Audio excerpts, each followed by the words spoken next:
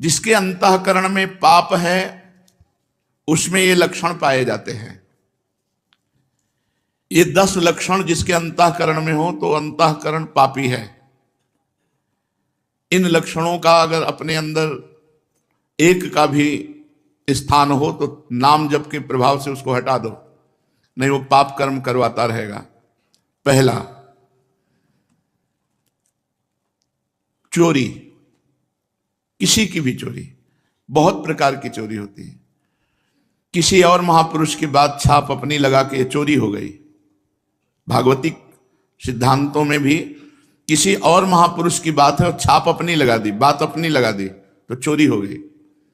जिसकी बात है उसी का नाम लेके बोलो कि पूज्यपाद अमुक महापुरुष ने ऐसे वचन बोले, अपनी छाप नहीं लगाने, चाहे वो पद हो चाहे उनकी शब्दावली हो, उन महापुरुष ने ऐसा कहा। चोरी, दूसरे की वस्तु का, दूसरे के अस्तित्व का अपहरण करना चोरी कहलाता है। जिसमें चोरी करने का स्वभाव है, चाहे वो जो भी चोरी हो, बहुत प्रकार से चोरी होती है। वो अंतःकरण में पाप है इसलिए बर्दाश्त होता है, नहीं तो पवित्र अंतःकरण में चोरी बर्दाश्त नहीं होती। किसी की वो चोरी नहीं कर सकता। छल कपट के द्वारा, बेईमानी के द्वारा और भी अन्य वृत्तियों के द्वारा जो दूसरे से धन लिया जाता है, वस्तु ली जाती है, उसके स्वत्व का अपहरण किया जाता है, उसके अधिकार को छीना जाता है, ये सब चोरी के अंतर्गत आता है। जिसमें चोरी है वो पापी अंतःकरण है। दूसरा, हिंसा। किसी भी जीव की हत्या करना। हिंसा भी बहुत प्रकार की होती है। वाणी से किसी के हृदय को दुख पहुंचाना भी हिंसा है। शरीर से किसी के शरीर को पीड़ा देना भी हिंसा है। आप खिलवाड़ में किसी जीव के साथ आप उसको बंद करके मनोरंजन कर रहे हैं और उसको प्राणों का भय लग रहा है, ये हिंसा के अंतर्गत ही आएगा। बंदर है, पक्षी है, कुत्ता है, ऐसे पशुओं को आप मनोरंजन में ही प्रताड़ित कर रहे हैं तो हिंसा के अंतर्गत आएगा। आप मांस खाते हैं लेकिन आप किसी जीव की हिंसा नहीं करते, पर हिंसा करने का पाप आपको लगेगा क्योंकि आप उस मांस को खाते हैं। ये जो लोग कहते हैं कि मछली में तो कोई ऐसा, भगवान ने मत्स्य अवतार धारण किया है। मत्स्य अवतार, मछली का अवतार भगवान ने धारण किया है। और जिनको ये लगता है कि अगर हम खाएंगे नहीं तो ये बढ़ जाएंगे, तो फिर नरक भी आपके लिए भगवान ने तैयार किया है, क्योंकि आप विनाश लीला के पार्षद बनेंगे तो विनाश आपका होगा, आपकी दुर्गति होगी। ये जिम्मेवारी भगवान की है, सृष्टि का सृजन करना, पालन करना और संहार करना। अरे भाई, ये भगवान की सृष्टि है, सृजन करना, पालन करना, लय करना, ये भगवान के ऊपर। आप मर्यादा से चलो, जो मनुष्य धर्म है उसका पालन करो, राक्षस धर्म को स्वीकार न करें। हिंसा, जिसके अंदर हिंसा वो पापी पुरुष है, उसका अंतःकरण पाप से युक्त है। चोरी, हिंसा और पराई स्त्री से व्यभिचार, ये पापी पुरुष का लक्षण है। जो माताओं बहनों को देखते ही भोग दृष्टि से देखता है, गंदी दृष्टि से देखता है, जो पराये शरीरों के साथ व्यभिचार प्रवृत्ति करता है, वो पापी हृदय है, वो अंतःकरण पाप में है। व्यभिचार बहुत जोर से फैल रहा है क्योंकि इसी से बुद्धि भ्रष्ट होगी और भजन, साधन, धर्म, अध्यात्म, इनसे दूरी बना देगा ये। जहां काम तहां राम नहीं, जहां राम नहीं काम। जैसे सूर्य और अंधेरा एक साथ नहीं रह सकता, ऐसे ही भगवत भजन और काम एक साथ नहीं रह सकता। इसलिए जो व्यभिचार परायण हैं, पाणी ग्रहण संस्कार करके अपनी पत्नी के साथ संतानोत्पत्ति के लिए क्रिया करना धर्म में काम भगवत स्वरूप है, उसमें पाप नहीं है। लेकिन पराई स्त्री के साथ व्यभिचार प्रवृत्ति, ये महान पाप है।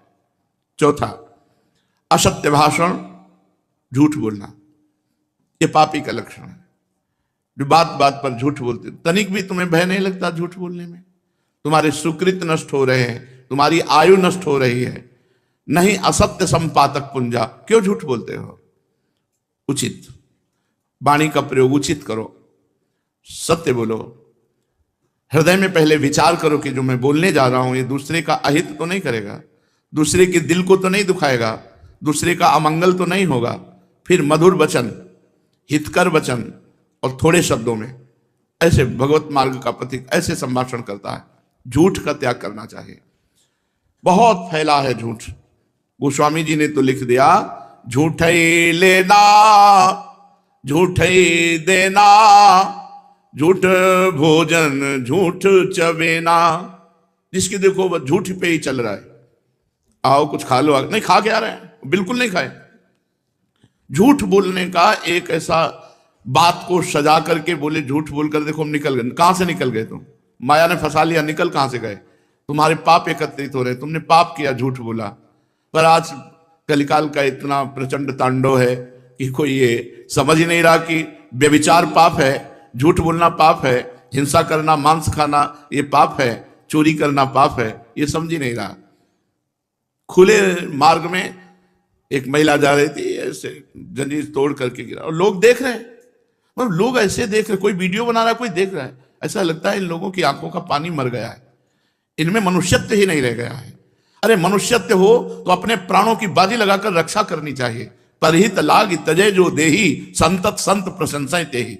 ये ऐसी कायरता, ऐसा पौरुषत्वहीनता आ रही है कि एक आदमी को 4 आदमी मिलकर के परेशान कर रहे हैं, कोई बोलने वाला नहीं, कोई बोलने वाला, और मनोरंजन और वीडियो बना लेंगे, उसको बचाने की चेष्टा नहीं की जाएगी। एक आदमी का एक्सीडेंट हुआ पड़ा है, आदमी कार से निकलता है, खिड़की खोली, वीडियो बनाया, चल दिया। ऐसी पशुता आती जा रही है, स्वार्थ वृत्ति आती जा रही है। क्यों? क्योंकि पाप हृदय में विराजमान है। 5वां, चुगली करना। किसी की भी बात अगर आपको करनी तो उसके सामने कीजिए, उसके पीठ पीछे यदि बात की तो चुगली हो जाएगी और ये पाप है। किसी की भी बात करनी तो उसके सामने कीजिए और उसको संबोधन कीजिए, आपने ऐसा किया, आप इसको सुधारिए, तो वो तो हितकर बात हो जाएगी। लेकिन उसके पीछे चले जाने के बाद जब उसकी बात होती है, उसे चुगली कहते हैं और वो पाप होती है। प्रायः ये भी हम पाप नहीं समझते हैं, जहां वो गया देखा गए, बस उसके पीछे उसकी बात निंदा करने लगे, उसकी बात करने लगे, वो चुगली होती है। यही सब भजन को न करने देते हैं, न बढ़ाने देते हैं, न पचाने देते हैं। यही पाप प्रवृत्तियां जिनको हम सावधानी से त्याग नहीं पाते, ये हमारे भजन को छीण करती रहती है। 6वां, पराये अधिकार को अपने में लेने की चेष्टा। किसी की जमीन, किसी की वस्तु, किसी की, बहुत चालबाजियां। क्या करोगे? मर जाओगे यार, ये सब बांध के ले जाओगे, खोपड़ी में बांध के, खोपड़ी भी यही फोड़ दी जाएगी तुम्हारी। एक कपाल क्रिया होती है, वो उसमें श्मशान में होती है, जलती हुई लुखाठी से सर को फोड़ा जाता है। तुम जिंदगी भर खोपड़ी लगाते रहे संसार में, तुम्हारी खोपड़ी फोड़ी जाएगी, अंतिम में खोपड़ी भी फोड़ दी जाती है। जैसे मंदिर में खेती लगी है, जमीन लगी है, उसका अन्न धन आप स्वयं अपने प्रयोग में करें, बुजुर्गों ने लगा दिया, इसके बाद आपने अधिकार में अपने ले लिया, ये सब पाप का लक्षण है। कभी किसी की इंच भर जमीन, 1 रुपया, 1 दाना भी लेने की कोशिश मत करो, तो आनंदित रहोगे। लेकिन बस किसी तरह माया का ऐसा क्षेत्र बढ़ा है, बस किसी तरह बस अहंकार की पुष्टता होती रहे। 7वां, पराया अनिष्ट चिंतन, अनिष्ट करना। कुछ लोगों का स्वभाव होता है, जो मैं चीज पसंद करूंगा उसे चाहे मैं मर जाऊं, लेकिन दूसरे को देने नहीं। ऐसे कई स्वभाव हमने देखे व्यक्ति में। मेरी एक आंख फूटे लेकिन पड़ोसी की दोनों फूट जाए, चलेगा। मेरी एक फूट जाए, पड़ोसी की दोनों फूट जाए तो चलेगा। मतलब बहुत तरह से हम दूसरे का अनिष्ट सोचते रहते हैं। धन्य है उनका जीवन जिनके जीवन में किसी का अनिष्ट सोचने की बात नहीं है। नहीं, प्रायः अनिष्ट, पड़ोसी से पड़ोसी के व्यापार, दुकान वाला पर सामने दुकान वाला, ऐसे आसपास के उस, वो अगर मर जाए, अगर उसका अनिष्ट हो जाए तो मैं खुशी हो जाऊं, मैं सुखी हो जाऊं, ऐसा चिंतन, ये पाप का लक्षण है, ये पापी अंतःकरण का लक्षण है। 8वां, बोलने में अश्लीलता, अश्लील भाषण, गंदी बातें। जब देखो तब गंदी बातें करना, गिरी गिरी बातें करना, नीच बातें करना। अरे बात करनी है तो सच्चिदानंद भगवान की करो, सिद्धांत की करो, गीता भागवत की करो, हितकर बात करो। अश्लील गंदी बातें क्यों बोलते हो? पापी पुरुष का लक्षण होता है अश्लील संभाषण करना। पूज्य बाबा ने कहा, यदि नाम जप करता है, अश्लील भाषण करता है, तो नाम जप का कोई प्रभाव नहीं होगा। और 9वां, असंबद्ध प्रलाप, बेमतलब का बोलने का स्वभाव। ऐसे लोग पाप हृदय होता है, इसलिए ऐसे बोलते रहते हैं, असंबद्ध प्रलाप। और 10वां, अभिमान। मैं बस वो अभिमान भरा, ये पाप का लक्षण। जब निष्पाप हो जाओगे तो दैन्य हो जाओगे। अभिमान भगवान के चरणों में समर्पित हो जाएगा। चोरी, हिंसा, व्यभिचार, झूठ, चुगली, परधन की इच्छा, पराया अनिष्ट चिंतन, और अश्लील भाषण, असंबद्ध प्रलाप और देहाभिमान, ये 10 लक्षण पापी में पाए जाते हैं। अगर इनमें से एक भी है तो हटा देना चाहिए।